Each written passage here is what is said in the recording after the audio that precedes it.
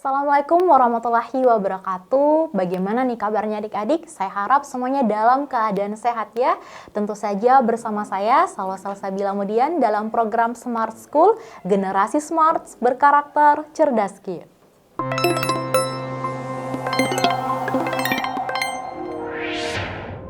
Nah, tentu saja ya, ini teman-teman pada hari ini kita ya akan belajar tentang literasi bahasa Inggris. Nah, tentu saja kalau bertemu dengan saya, kita akan belajar bahasa Inggris. Nah, ini ya tentu saja ini sudah tidak lama lagi akan dilaksanakan TKA ya. Jadi pada hari ini saya akan belajar nih bersama teman-teman terkait dengan TKA bahasa Inggris lanjutan. Ya. Jadi TKA bahasa Inggris lanjutan ya. Jadi TKA bahasa Inggris itu ada dua, terbagi dua. Ada TKA bahasa Inggris wajib dan ada TKA bahasa Inggris lanjutan. Dan khususnya pada hari ini kita akan mengulas ya terkait dengan beberapa ya, terkait dengan materi-materi terkait dengan bahasa Inggris lanjutan. Nah, pertama ya, dalam TKA bahasa Inggris lanjutan kita akan bertemu dengan yang namanya ada argumen, ada opini, ada berupa fakta.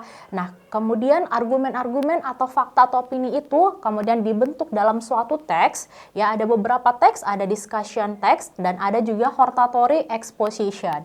Nah, pada hari ini kita akan belajar bersama-sama terkait dengan hortatory exposition. Nah, kita sebelum masuk ke materi ataupun kita sebelum masuk ke dalam bentuk latihan soalnya, tentu saja kita harus tahu dulu nih apa pengertian, kemudian fungsi dan tujuan dari hortatory exposition. Nah, kita lihat ya bersama-sama di sini, hortatory exposition adalah jenis teks ya yang berisi pendapat, argumen dan ajakan dari penulis untuk memengaruhi pembaca agar melakukan atau tidak melakukan sesuatu ya atau terhadap suatu masalah tertentu. Nah, tujuannya hortatory exposition ini adalah untuk meyakinkan ya para pembaca bahwa pendapat penulis tersebut adalah benar serta mendorong pembaca agar mengambil tindakan sesuai yang disarankan oleh penulis. Nah, kemudian fungsinya apa? Oleh karena itu fungsi teks ini sangat penting nih dalam menyampaikan opini, kemudian memberikan pengaruh dan membangun kesadaran terhadap suatu isu serta melatih pembaca untuk berpikir kritis terhadap suatu permasalahan. Jadi pada intinya nih ya, kalau hortatory exposition itu adalah bentuk teks yang berisikan pendapat ataupun suatu fakta atau opini yang disampaikan oleh penulis, yang dimana tujuan dari narasi teks tersebut adalah untuk dapat memberikan ya pengaruh ataupun mendorong nih para pembaca untuk melakukan suatu tindakan ya atau untuk menyatakan suatu ketidaksetujuannya akan isu tertentu. Nah, biasanya kalau hortatory exposition ini bisa teman-teman lihat ya dalam bentuk artikel ya, dalam bentuk artikel, bisa juga di koran ya, ataupun juga dalam bentuk pidato juga ada ya. Itu adalah salah satu bentuk teks ya, teks dari hortatory exposition. Jadi ya itu adalah terkait dengan definisi, fungsi ataupun tujuan dari teks hortatory exposition. Oke, kita lanjut lagi nih berikutnya. Nah, berikutnya adalah language features atau terkait dengan apa artinya language features? Itu artinya adalah terkait dengan unsur kebahasaan. Ya, unsur kebahasaan. Ya, unsur kebahasaan. Jadi ini ada beberapa ya yang akan kita pelajari bersama terkait dengan unsur kebahasaan yang digunakan oleh narasi teks hortatory exposition. Ya, yang pertama adalah simple present tense. Jadi simple present tense itu artinya apa? Jadi simple present tense kenapa dalam hortatory exposition itu menggunakan bentuk simple present tense? Karena umumnya menggunakan simple present tense karena hanya membahas fakta, pendapat, atau kondisi yang bersifat umum. Jadi simple present tense ini digunakan ya dalam bentuk hortatory exposition karena isinya adalah berisi atau hal-hal yang bersifat umum, entah itu berupa fakta ataupun pendapat yang disampaikan oleh penulis. Oleh sebab itu sudah pasti ya ciri-cirinya hortatory exposition menggunakan bentuk simple present tense. Dan saya yakin nih kalau untuk teman-teman ya adik-adik semua sudah sangat sering ya mempelajari tentang terkait dengan tensi simple present tense. Ini adalah dasar atau basicnya bahasa Inggris. Nah, polanya seperti apa bentuk simple present tense? Itu adalah subjek ditambah dengan bentuk kata kerja pertama, ya, subjek ditambah dengan bentuk kata kerja pertama. Kemudian apabila subjeknya itu adalah she, he, dan it, ya, sudah pasti ditambah dengan bentuk kata kerja pertama, kemudian ditambah dengan s atau is. Jadi misalnya seperti ini, kita pakai she ya, she, kemudian bentuk kata kerja pertama dari belajar apa? Study ya, misalnya study. Nah, karena dia adalah subjeknya adalah she, maka bentuk kata kerja pertamanya ini harus ditambahkan s atau is, maka menjadi studies. Ya. Misalnya lagi kita pakai it, ya, menggunakan it. Berarti kalau it, kemudian misalnya membutuhkan, ya, need, money, misalnya it need money. Nah, karena dia pakai it di sini, maka bentuk kata kerja pertamanya ini harus menggunakan s atau is, maka need menjadi needs. It needs money. Jadi seperti itu ya. Jadi bentuk simple present tense seperti itu ya. Jadi subjek ditambah dengan bentuk kata kerja pertama. Nah, kemudian kita lanjut lagi ya. Misalkan kalau subjeknya are you with they, bagaimana? Kalau misalkan subjeknya are you with they, ya, kalau misalkan subjeknya are you with they, maka cukup dengan, ya, misalkan kalau subjeknya I, you, dan they, we, maka cukup saja dengan menambahkan bentuk kata kerja pertama. Tidak perlu lagi menggunakan s atau is. Ya, beda tadi kalau misalkan subjeknya she, he, it, maka perlu bentuk kata kerja pertama kemudian ditambahkan dengan s atau is. Nah, bentuk simple present tense juga ini biasanya kita juga temukan ada kata bantunya nih. Misalnya ada kata always, ya. Apalagi misalkan rarely, kemudian never, apalagi usually, ya, biasanya. Nah, biasanya ini adalah kata-kata bantu ya yang digunakan dalam bentuk simple present tense. Jadi kalau simple present tense yang simple-simple saja, yang sederhana, maka cukup dengan subjek ditambah dengan bentuk kata kerja pertama. Oke, that's it clear ya terkait dengan unsur kebahasan pertama, yaitu menggunakan bentuk simple present tense. Oke, kita lanjut lagi. Nah, unsur kebahasan kedua yang digunakan dalam bentuk hortatory exposition itu adalah modal verbs. Nah, apa sebenarnya modal verbs ini? Nah, modal verbs itu adalah digunakan untuk menunjukkan saran, kewajiban, atau anjuran. Nah, ketika kita berbicara tentang modal verbs, ya sudah pasti modal ya, tapi bentuknya kata kerja. Misalnya, kita akan bertemu dengan misalnya should, ya, seharusnya, ya, should. Kemudian misalkan must, seharusnya juga, atau of to, ya, suatu kewajiban, ya, of to, terus apa lagi nih? Should, must, have to, ya, itu sama ya. Nah, itu menggunakan modal verbs. Jadi yang namanya berisikan pendapat, ya, argumen ataupun fakta sudah pasti ya, untuk tujuan teksnya adalah, apalagi tujuan teksnya adalah untuk meyakinkan nih para pembaca atau untuk mendorong nih pembaca untuk melakukan suatu hal. Nah, karena kalau oleh sebab itu pasti menggunakan bentuk modal verbs. Nah, modal verbsnya itu apa? Seperti should, must, of to, ataupun have to. Ya, jadi itu yang kedua adalah modal verbs. Kemudian yang ketiga adalah connective linking words. Nah, apa tuh connective linking words? Jadi connective linking words itu adalah digunakan untuk menghubungkan argumen agar teks menjadi runtut dan mudah dipahami. Ya, nah yang namanya connective ya sudah pasti adalah menghubungkan antara satu argumen dengan argumen yang lain. Nah, bagaimana nih caranya supaya kita bisa menghubungkan antara satu argumen dengan argumen yang lain? Biasanya itu kita menggunakan ada kata firstly, kemudian ada kata secondly, apalagi secondly, third, kemudian apalagi furthermore, ya, furthermore, oke, apalagi therefore. Oke, therefore. Ya, ini adalah salah satu contoh ya terkait dengan connective atau linking words ya, menghubungkan antara satu argumen dengan argumen lainnya. Ada kata firstly, pertama-tama, secondly, kedua, kemudian third, ketiga, dan seterusnya.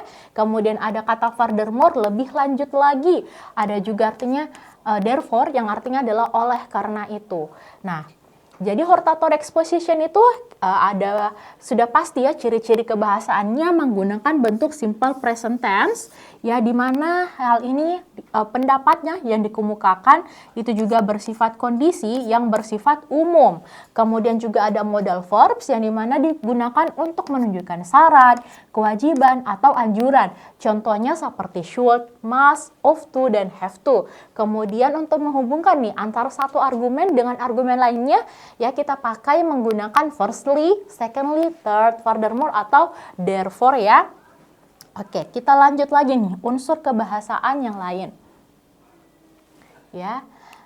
Oke, unsur kebahasaan yang lain. Oke, kita lihat yang karena kita membahas tentang hortatory exposition yang dimana adalah pendapatnya penulis ya, agar dapat meyakinkan pembaca. Sudah pasti kita mengenal yang namanya opinion words ya. Pendapatnya penulis, opinion words adalah digunakan untuk menunjukkan pendapat penulis. Biasanya nih kita menemukan kata-kata tertentu ya, seperti in my opinion ya, menurut pendapat saya, atau according ya, according in my opinion ya, berdasarkan pendapat saya.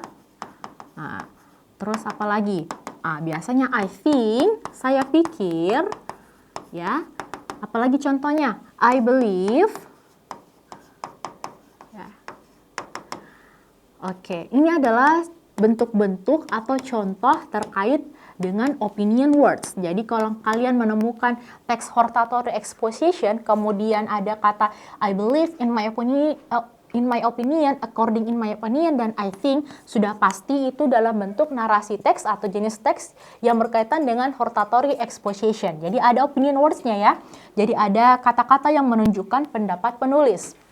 Nah, kemudian berikutnya adalah action verbs. Jadi apa itu action verbs? Jadi action verbs adalah kata, kerja, tindakan karena teks ini sering berisi ajakan atau saran. Jadi action verbs itu misalnya bentuk kata kerja pada umumnya ya. Misalnya tadi ada kata study, ada menulis ya, write, kemudian read ya, dan bentuk kata kerja lainnya ya. Seperti itu action verbs. Nah, kemudian kita bertemu lagi ya dengan persuasive words. Nah, apa itu persuasive words? Persuasive words itu adalah digunakan untuk memengaruhi atau meyakinkan pembaca. Nah, oleh karena itu disebut dengan persuasive words atau kalimat bujukannya atau kata-kata membujuk nih. Membujuk para pembaca. Misalnya itu apa? Contohnya misalkan menggunakan kata should itu bisa ya, seharusnya. Kemudian juga bisa jadi adalah necessary. Hal ini diperlukan, necessary ya. Jadi should itu artinya seharusnya, kemudian necessary itu adalah diperlukan. Ada juga kata yang berkaitan dengan important. Hal ini penting nih untuk dibahas. Jadi ada kata important. Jadi persuasif itu ya, kenapa disebut kata persuasif? Karena kata tersebut adalah ditujukan untuk membujuk ya, untuk membujuk atau meyakinkan nih para pembaca. Biasanya kita menemukan kata should, necessary, important, atau bahkan juga ada kata it is highly recommended. Ini sangat direkomendasikan. Nah, sudah pasti itu adalah bentuk teks atau narasi hortatory exposition. Nah, kemudian unsur kebahasaan lainnya adalah generic human atau noun. Jadi secara generik ya, secara general atau secara umum nih dipaparkan. Jadi generic human noun itu adalah kata benda umum, bukan orang tertentu. Tidak menyebutkan nama ya teman-teman, tapi hanya menunjukkan kata benda umum atau secara umum. Misalnya students. Jadi student ini tanpa menyebutkan nama nih. Jadi generik ya, secara general saja, secara umum. Student, bisa juga people ya, orang-orang. Nah, itu adalah contoh dari generic human atau noun. Ya, jadi itulah ya, ada 7 bagian dari unsur kebahasaan yang bisa teman-teman pelajari dengan baik-baik ya. Jadi yang pertama tadi adalah si bentuknya simple present tense, jadi hortatory exposition, karena dia adalah berisikan pendapat ataupun juga dia berisikan kondisi-kondisi ya, yang bersifat umum, maka sudah pasti menggunakan simple present tense. Kemudian yang kedua adalah bentuk kebahasaannya adalah modal verbs, karena ini hortatory exposition itu ditujukan untuk meyakinkan para pembaca, maka modal verbsnya adalah tentu saja yang menunjukkan saran, kewajiban, atau anjuran. Misalnya tadi should, must, atau have to, atau ought to. Nah, karena untuk menghubungkan nih antara satu paragraf dengan paragraf lainnya, atau antara satu argumen dengan argumen lainnya, maka menggunakan connective atau linking words. Ya, misalnya tadi apa? Ada kata firstly, secondly, third, therefore, atau furthermore. Nah, kemudian apa lagi? Ada, karena kita membahas hortatory exposition, maka ada yang disebut dengan opinion words atau kata-kata yang menunjukkan pendapat ya, kata-kata menunjukkan pendapat penulis. Misalnya apa tadi? I believe, saya percaya nih bahwa I believe that. Nah, kemudian in my opinion, nah menurut pendapat saya. Ada juga according in my opinion, ya berdasarkan pendapatku, ya seperti itu ya kata-kata opinion words. Nah, kemudian ada action verbs. Nah, action verbs ini adalah kata kerja ya atau tindakan yang sering berisi ajakan atau saran. Ya, misalkan ada action verbs ya, ada kata-kata study, ya belajar atau write, ya kata kerja lah pada umumnya ya kalau action verbs. Kemudian ada bentuk persuasive words. Nah, karena kita belajar tentang bagaimana nih caranya untuk meyakinkan nih para pembaca atau mendorong pembaca untuk melakukan sesuatu, maka kita butuh kalimat atau kata-kata yang bersifat persuasif atau kalimat untuk membujuk. Misalnya tadi ada kata should, ya necessary atau important. Nah, karena ini adalah berisikan pendapatnya penulis secara umum ya, pendapatnya penulis, maka kita menggunakan generic human atau kata pengganti ya, tapi bukan menunjukkan ke orang tertentu. Misalnya tadi ada kata students ya, murid-murid, atau misalkan people, orang-orang.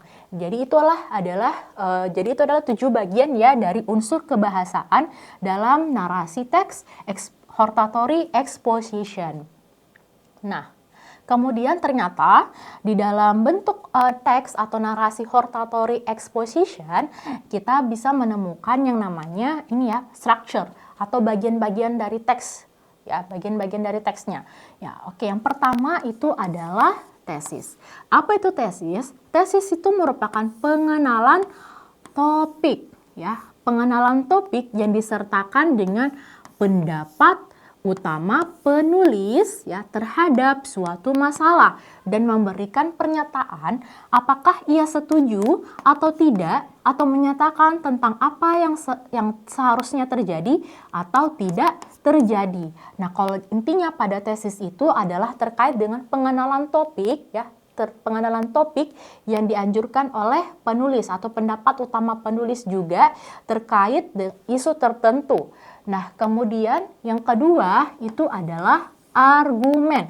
Apa itu argumen? Nah, di dalam narasi teks ini, di bagian argumen itu berisikan alasan, bukti, atau penjelasan yang mendukung pendapat penulis. Nah, biasanya juga terdapat lebih dari satu argumen agar pembaca semakin percaya terhadap opini yang disampaikan. Nah, biasanya untuk menyambungkan nih antara satu argumen dengan argumen yang lain, pasti menggunakan connective atau linking words ya.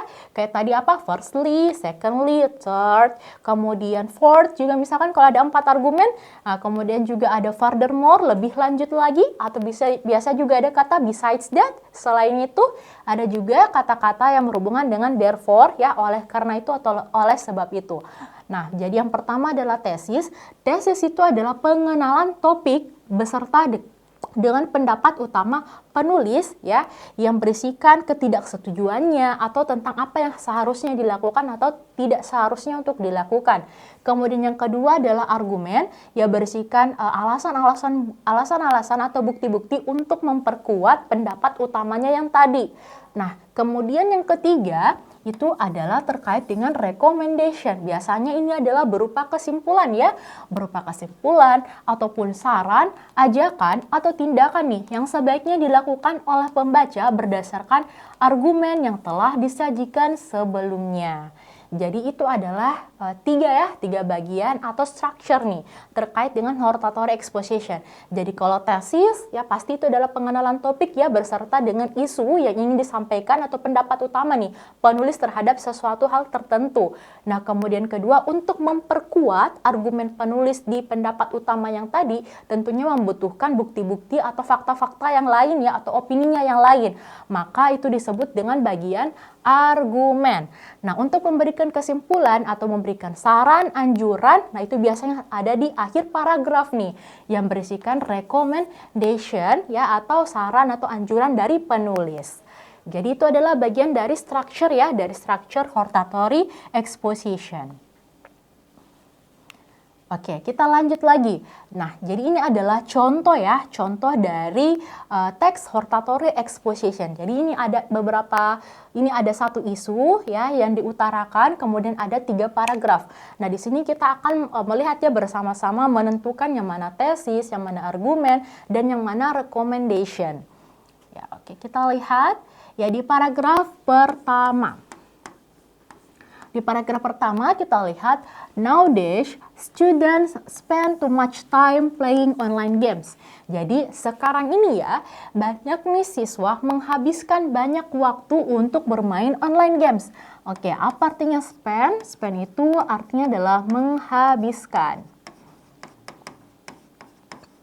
Jadi menghabiskan banyak waktu untuk bermain online games. Nah, in my opinion, nah kita ketemu nih ada kata in my opinion. Nah tadi kalau salah satu cirinya hortatory exposition ada kata in my opinion atau opinion words ya. Jadi ini sudah pasti bentuk teks hortatory exposition karena ada pendapat utamanya penulis. Jadi in my opinion, students should reduce. Apa artinya reduce? Reduce ini artinya adalah mengurangi ya. Mengurangi bermain games because it can give negatif karena itu bisa yang memberikan dampak atau efek negatif dalam pembelajar dan kesehatan ya. Jadi kalau kita lihat bersama-sama di paragraf pertama sekarang ini nih banyak nih pelajar ya menghabiskan banyak waktunya dalam bermain game. Dalam bermain game online. Menurut pendapat saya, siswa itu seharusnya mengurangi bermain game ya karena itu dapat memberikan efek negatif terhadap pembelajaran dan kesehatan mereka. Nah, ini menurut kalian termasuk bagian apa? Sudah pasti ya, itu adalah bagian tesis. Nah, jadi bagian tesis itu ada di paragraf pertama ya. Nah, paragraf pertama apa tadi tesis? Tesis itu ya berisikan tentang pengenalan topik. Nah, topik apa yang dikenalkan? Nah, pengenalan topiknya itu terkait dengan siswa bermain game yang menghabiskan banyak waktu untuk bermain online game. Nah, kemudian berikutnya di tesis juga itu berisikan pendapat utama penulis. Ya, yang mana pendapat utamanya penulis?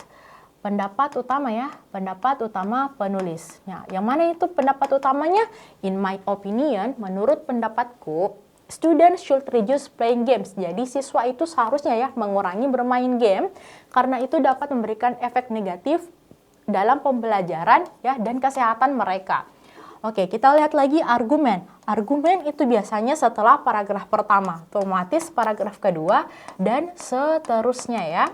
Nah, kita lihat, jadi kalau argumen itu adalah berisikan berbagai fakta yang dimana untuk mendukung pendapat penulis sebelumnya atau pendapat di paragraf sebelumnya.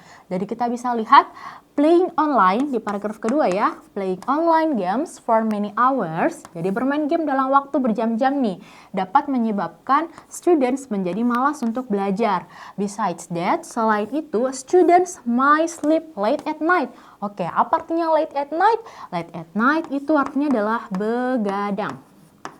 Ya, begadang dan merasa capek, merasa lelah. Tired itu artinya lelah ya, merasa lelah, capek di dalam kelas. As a result, hasilnya their konsentrasi mereka ya, dan academic performance-nya menjadi menurun. Oke, decrease ini artinya adalah menurun. Jadi di paragraf kedua itu ya menjelaskan ya paragraf kedua, ketiga dan seterusnya dalam suatu narasi atau teks hortatory exposition itu mendukung atau memberikan alasan atau bukti ya terkait dengan pendapat utama yang sudah disampaikan di paragraf sebelumnya. Nah, kalau bisa kita lihat ya paragraf sebelumnya kan dia bilang seperti ini. Students should reduce playing games because jadi siswa itu seharusnya ya mengurangi bermain game karena itu bisa memberikan dampak negatif dari belajar dan dampak dari kesehatannya. Nah, kemudian diperkuat lagi di paragraf kedua, bermain game online itu kalau beberapa jam bisa membuat orang menjadi malas, kemudian juga bisa begadang dan bisa membuat siswa menjadi lelah di dalam kelas, bahkan bisa menurunkan konsentrasi dan academic performance-nya. Berarti di paragraf kedua ini berisikan argumen. Oke, kita lihat lagi di paragraf berikutnya, di paragraf ketiga. Nah, kita bisa lihat nih teman-teman di paragraf ketiga, therefore, oleh sebab itu, oleh karena itu, student should manage their time wisely. Jadi, siswa itu seharusnya manage itu apa artinya? Mengatur, ya. Mengatur waktu mereka dengan bijak. Wisely ini artinya adalah bijak, ya. Ini typo ya, harusnya limit. Jadi, dan membatasi waktu mereka dalam bermain online games. By doing this, dengan melakukan ini, they can have better health. Mereka bisa memiliki kesehatan yang lebih baik dan improve their achievement. Ya, achievement ini capaian ya, capaian. Ya. Dan bisa mengembangkan capaian mereka di sekolah. Nah, kalau bisa kita lihat ada kata therefore, student should. Jadi siswa seharusnya mengatur waktu mereka secara bijak ya dan membatasi penggunaan mereka ya, membatasi waktu mereka ketika bermain online games. Nah, ada kata recommendation di sini, ada should manage. Berarti ini dalam teks ini recommendation-nya ada di paragraf ketiga. Oke, that's it clear ya adik-adik semua. Jadi ini ada paragraf pertama ya, adalah tesis berisi pengenalan topik dan pendapat utamanya penulis. Kemudian ada di paragraf kedua ya berisikan argumentasi ya alasan-alasan atau bukti atau fakta yang dikemukakan untuk memperkuat argumen di paragraf pertama. Kemudian ada di paragraf terakhir itu berisikan recommendation ya, atau berisikan anjuran atau saran nih apa yang seharusnya dilakukan. Oke, that's it clear? Clear ya? Oke, saya rasa teman-teman sudah mulai siap nih untuk kita latihan soal nih. Let's practice ya. Oke, let's practice. Jadi mari nih kita mengupas ya bentuk-bentuk soal terkait dengan hortatory exposition. Oke. Nah, kita lihat. Nah, ketika kalian mengerjakan soal literasi, kalian jangan langsung baca narasi teksnya dulu, tapi baca dulu soalnya ya. Jadi kita bisa lihat di sini ada 1, 2, 3. Nah, ada 3 paragraf nih. Nah, kita lihat dulu ke soalnya. Nah, ternyata bentuk soalnya itu berupa kategori ya. Ya, ini adalah bentuk soal kategori. Kategori questions. Oke, kita bisa lihat ya bersama-sama dulu. Kita lihat dulu soalnya. Based on the information given, jadi berdasarkan informasi yang diberikan nih. Which of the following are the importance of eating fruits? Jadi, di manakah di bawah ini yang memberikan bagaimana betapa pentingnya makan buah-buahan nih. Berikanlah tanda centang ya kepada pernyataan yes atau no di dalam setiap pernyataan di bawah ini. Nah, kita lihat pernyataan yang pertama, to enjoy a wider range of flavor. Jadi untuk ya merasa senang ya terkait dengan beberapa atau rasa yang ada di dalam buah-buahan, berbagai rasa yang ada dalam buah-buahan tersebut. Atau pernyataan kedua, to ensure intake of diverse nutrients. Jadi memastikan ya betapa banyaknya berbagai nutrisi di dalam buah-buahan tersebut. Atau ada di pernyataan ketiga, to meet the recommended daily allowance for fruits. Jadi untuk merekomendasikan ya buah-buahan ya. Buah-buahan yang kita konsumsi.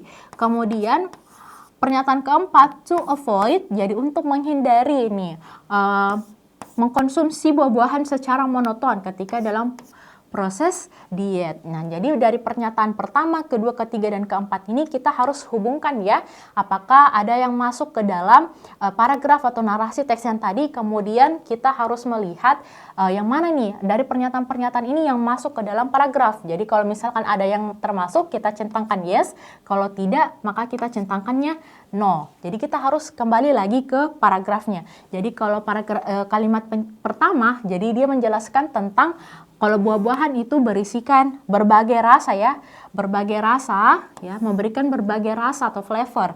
Kemudian juga di pernyataan kedua itu berisikan berbagai nutrisi. Kemudian di pernyataan ketiga merekomendasikan ya untuk mengkonsumsi buah-buahan setiap harinya. Kemudian di pernyataan keempat dia menyatakan bahwa terkait dengan monotony in the diet. Oke, kita lihat dulu ke paragraf pertama ya.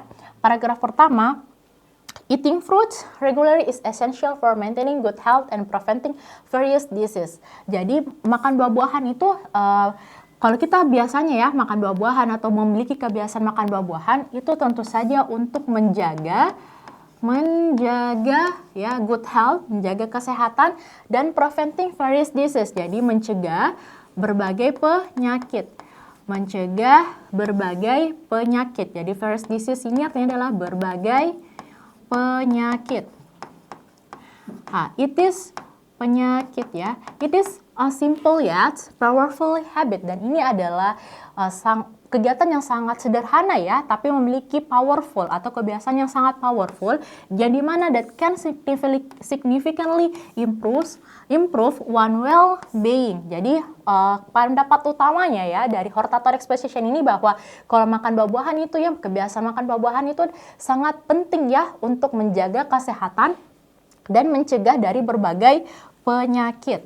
Oke, di paragraf kedua kita lihat, besides, ya, fruits are packed with essential vitamins and minerals. Jadi buah-buahan juga ini mengandung vitamin, kemudian mineral, kemudian untuk ketahanan tubuh ya, yaitu function properly, they are rich in antioksidan. Nah, ternyata buah-buahan juga memiliki antioksidan, di mana hal tersebut untuk membantu sel-sel kita ya agar tidak rusak ya. Damage ini artinya adalah rusak ya, yang disebabkan oleh radikal bebas.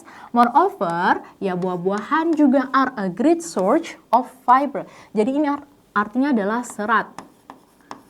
Ya. Nah, ternyata juga buah-buahan itu sumbernya ya dari serat, which aids in digestion. Jadi mana untuk membantu pencernaan dan mencegah yang namanya konstipasi. Ya, serat juga ya also promotes feelings of fullness which can beneficial for weight management. Nah, ternyata serat juga ini sangat membantu ya dalam memanage atau mengatur berat badan. Nah, kemudian buah-buahan juga also provides natural sweetness and flavor. Jadi ternyata buah-buahan juga ya memiliki rasa manis dan berbagai rasa sweetness and flavor, making them a healthy and enjoyable alternative to processed snacks and dessert. Yang dimana hal tersebut lebih sehat ya dan menjadi pilihan alternatif selain snack dan dessert. Oke, clear ya? Kita lihat lagi paragraf ketiga. Kalau di paragraf ketiga, kita bisa lihat, therefore, oleh sebab itu atau oleh karena itu, ini menjadi highly recommendation. Nah, ini menjadi sangat ya rekomendasi yang sangat penting that everyone incorporates fruits into their daily diet. Jadi ini sangat penting ya, bisa menjadi salah satu pilihannya atau rekomendasi untuk orang-orang yang mau program diet. Aim for at least 2 to 3 servings of fruits per day to experience the numerous health benefits they offer. Jadi hal ini bertujuannya bisa juga kalian bisa mengkonsumsi ya setiap hari 2 atau 3 ya buah-buahan setiap harinya untuk mendapatkan manfaat kesehatan. Consider making fruits a part of your breakfast. Jadi gunakanlah ya, tolonglah mempertimbangkan ya memakan buah-buahan ketika sarapan, terus ketika makan snack ataupun dessert, ya prioritize fruits as delicious and healthy way to nourish your body and maintain a healthy lifestyle. Nah, jadi itu adalah di paragraf 1, kedua, dan ketiga. Kita kembali ke pernyataannya. Ya, kita lihat dulu ke pernyataannya. Oke. pernyataan pertama kita lihat to enjoy a wider range of flavor. Nah, kalau kita lihat pernyataan pertama yes atau no. Nah, pernyataan pertama itu ada di paragraf kedua. Yang mana itu paragraf kedua? Jadi ini. Fruits also provide natural savor, sweetness, and flavor. Jadi ternyata buah-buahan itu tidak hanya memiliki rasa manis, tapi juga ada berbagai rasa. Maka jawaban yang paling tepat untuk pernyataan pertama itu adalah yes. Oke, kita lihat lagi pernyataan berikutnya, pernyataan kedua, to ensure intake ya of diverse nutrition. Jadi untuk memastikannya ada berbagai nutrisi yang terkandung. Maka jawabannya itu juga benar ya, adalah yes, bukan no. Itu ada di paragraf kedua ya, ada di paragraf kedua. Berarti pernyataan pertama yes, pernyataan kedua juga yes. Kenapa pernyataan kedua yes? Nah, pernyataan kedua itu yes karena ada di paragraf kedua ya, bisa teman-teman lihat bahwa ada kandungan mineral, kemudian ada juga kandungan vitamin, kemudian juga ada antioksidan ya untuk melancarkan pencernaan, kemudian juga untuk mencegah konstipasi dan radikal bebas. Nah, jadi memiliki berbagai nutrisi ya, ada berbagai gizi dalam eating fruits itu. Nah, kemudian pernyataan ketiga, to meet the recommended daily allowance for fruits. Jadi ini juga ada di paragraf ketiga. Jadi pernyataan pertama ini ada di paragraf kedua, ini ada di paragraf kedua. Nah, pernyataan ketiga ada di paragraf ketiga. Ini sangat direkomendasikan untuk dikonsumsi setiap harinya ya, itu ada di paragraf ketiga. Maka jawaban sudah pasti yes. Kemudian pernyataan keempat ini tuh tidak ada ya. Secara monotoni, to avoid, jadi menghindari ya, to avoid monotony in the diet. Nah, ini jawabannya no. Jadi seperti itulah contoh ya dari kategori questions, ya dimana kita harus mencocokkan antara pernyataan dengan narasi atau paragraf teksnya. Oke, sekian dari saya. Semoga nih adik-adik semua ya dapat memahami terkait dengan hortatory exposition ya. Dimana kalau hortatory exposition itu pertama kita harus membaca baik-baik dulu teksnya ya. Apakah yang mana nih kalimat atau kata yang sesuai dengan narasi atau paragraf teks yang tadi. Jadi semoga nih meskipun kita mengerjakan nih sama-sama cuma satu soal, saya harap teman-teman bisa dengan baik ya dapat memahami terkait dengan materi kita pada hari ini terkait dengan fakta maupun opini dalam narasi teks hortatory exposition. Sekian dari saya. Wassalamualaikum warahmatullahi wabarakatuh.